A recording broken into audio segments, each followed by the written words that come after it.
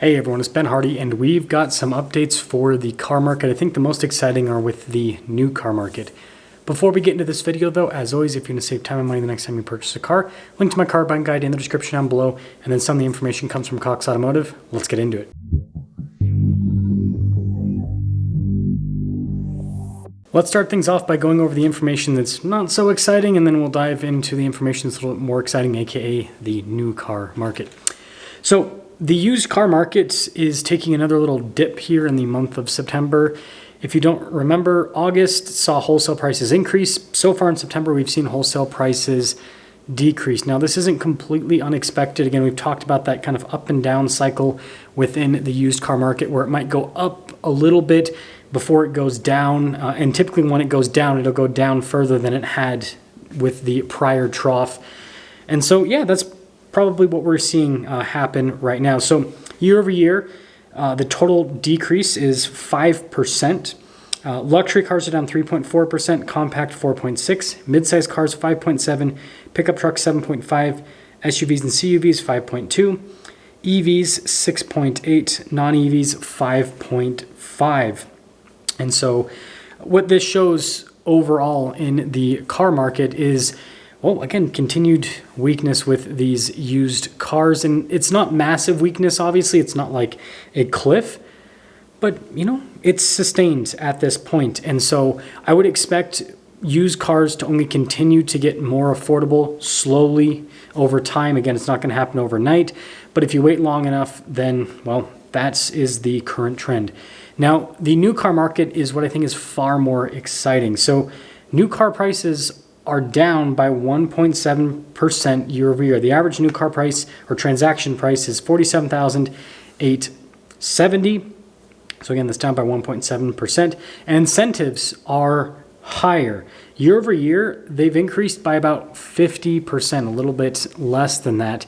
And so what we've basically seen year over year is an increase in new car prices, right? The MSRP prices, but we've also seen an increase in incentives. And so the actual transaction prices, the price that people pay for vehicles when they buy them, those have gone down. And so no matter how greedy automakers will be with their MSRP prices, the market shows that they are just not going to get that. And it's crazy we've seen a flatlined market for such a long time. But the reason why I think this is exciting is I think that this is a trend that will continue.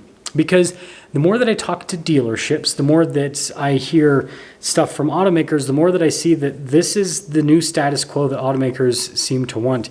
I think that Toyota is the best example of this.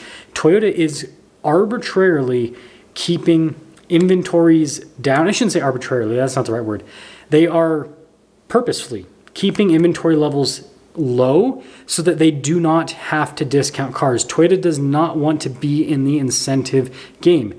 And I don't blame them. Toyota has consistently been sold out of most of their inventory across the country since the pandemic began, right? A lot of other automakers have had these huge inventory buildups, and Toyota just simply does not want that. And so I can't tell you where I got this information from, but what I was told is that Toyota is looking at the current amount of vehicles they're selling, and they're basically using that to determine how many vehicles they're going to build next year. And they've decided to make cuts with certain vehicles, not because the demand is not there. The demand is actually there, but because they want to basically artificially keep that demand up by keeping the supply of the vehicles a little bit lower.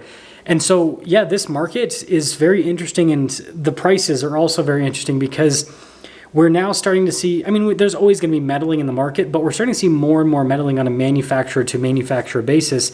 And I'm interested to see where this ends up with the car market as a whole, because, well, if you have some manufacturers like Toyota that are purposely keeping inventory low, whereas other manufacturers like Stellantis and Ford just building as many cars as they possibly can, I don't know that, you know, which one's going to win at the end of the day. And so that's, I guess, what we will see. But what I'll say is, this sadly is going to keep new car prices high. The only thing, the only thing that will actually lower these new car prices is if all the manufacturers start building more cars, because what that will in turn do is, you know, flip the supply demand dynamics with some of these manufacturers that are currently sold out. which will in turn bring more incentives, which, right, lower prices will in turn bring more buyers in because the cars are more affordable, which will raise the overall amount of cars sold in the US market. Again, I don't think that that's what automakers want. I think that they want to sell fewer cars for more money.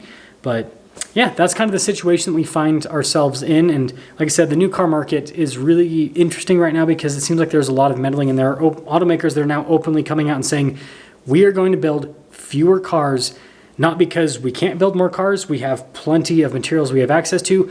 We just simply want to keep supply low so that we can keep prices high. I'll see you.